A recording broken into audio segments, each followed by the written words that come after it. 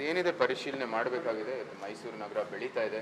ಬೃಹತ್ ಮೈಸೂರು ಎಂಬ ಒಂದು ಯೋಜನೆಯನ್ನು ಅವರು ಜಾರಿ ಮಾಡಬೇಕು ಅಂತ ಹೇಳ್ತಾ ಇದ್ದಾರೆ. ಅದು ಅಭಿವೃದ್ಧಿಗಾಗಿ ಅದು ಅನುಕೂಲ ಆಗೋಂಗೆ ಅಂತ ಕಾಣುತ್ತೆ.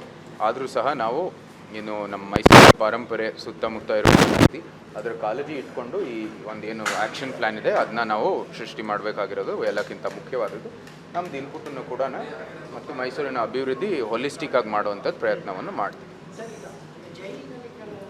ಆರೋಪಿಗಳಿಗೆ ವಿಶೇಷ ಆತಿಥ್ಯ ಕೊಡ್ತಾ ಇದ್ದಾರೆ. ಯಾರಿಗೆ? ಆರೋಪಿಗಳಿಗೆ. ಅದು ನೀವು ಹೋಮ್ ಮಿನಿಸ್ಟರ್ಗೆ ನೀವು ಪ್ರಶ್ನೆ ಮಾಡಬೇಕಾಗಿದೆ. ಅದು ಯಾವ ರೀತಿ ಅವರು ಏನು ಮಾಡ್ತಾ ಇದ್ದಾರೆ ಒಳಗಡೆ ಅಂತ. ನಮ್ಮ ಅಭಿಪ್ರಾಯ ಇದೆ ಇಷ್ಟೇ, ಜೈಲಲ್ಲಿರುವಾಗ ಅದೇನದು ಡಿಸಿಪ್ಲಿನ್ ಏನಿದೆ, ಶಿಸ್ತು ಏನಿದೆ ಅದನ್ನ ಅನುಸರಿಸಬೇಕಾಗಿದೆ. ಯಾವುದೇ ರೀತಿ ಯಾರೇ ಇರಲಿ ಅದು ಎಲ್ಲನೂ ಏನು ಪ್ರಕ್ರಿಯೆ ಇದೆ ಜೈಲಿನಲ್ಲಿ, ಎಲ್ಲ ಆರೋಪಿಗಳಿರ್ಬೋದು, ಇನ್ಮೇಟ್ಸ್ಗಳಿರ್ಬೋದು, ಎಲ್ಲರಿಗೂ ಒಂದೇ ರೀತಿ ಇರಬೇಕು ಅಷ್ಟೇ.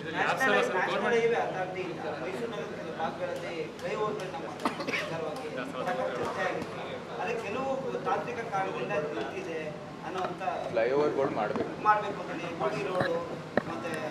ಇಲ್ಲ, ಅದು ತಾಂತ್ರಿಕ ಅದರಲ್ಲಿ 2 ವರ್ಷ ಹಿಂದೆ ಅದು ಬ್ಲ್ಯಾಕ್ ಸ್ಪಾಟ್ ಅಂತ ಗುರುತಿಸಿ ಅದು ಬೇರೆ ಬೇರೆ ಪರಿಹಾರಗಳು ಬಂದು ಬರೀ ಫ್ಲೈಓವರ್ ಅಲ್ಲ, ಕೆಲವು ಕಡೆ ಅಂಡರ್ ಪಾಸ್ನು ಕೂಡ ಇದೆ. ಅದು ನಮ್ಮ ಏನು ಸ್ಟೇಟ್ PWD ಇದೆ ನಮ್ಮ NHAIನಲ್ಲಿ, ಅದರಲ್ಲಿ ಅದು ಆಗ್ತಾ ಇದೆ ಕೆಲಸ.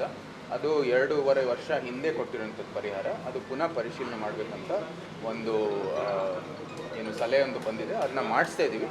ಅಭಿವೃದ್ಧಿ ಕೊಡುವಾಗ ಸರಿಯಾಗಿ ಕೊಡಬೇಕು. ಅದು 100 ವರ್ಷಕ್ಕೂ ಕೂಡ ಉಪಯೋಗ ಆಗಬೇಕು. ಸುಮ್ಮನೆ ಇದು ಒಂದು ಕೆಲಸ ಆಗಬೇಕು ಅಂತ ಮಾಡುವಂಥದ್ದು ಉದ್ದೇಶ ನಮ್ಮದಾಗಿದೆ. ಸರ್, ಏರ್ಪೋರ್ಟ್ ರನ್ವೇ ವಿಸ್ತರಣೆ ಕಾರ್ಯ KIDB ಮೀಟಿಂಗ್ ನಡೆಯಲಿದೆ. ನಂತರ ಎಷ್ಟು ಆಕ್ವಿಸಿಷನ್ ಆಗಿದೆ ಅಂತಲೂ ಕೂಡ ಪರಿಶೀಲನೆ ಆಗಬೇಕಾಗಿದೆ.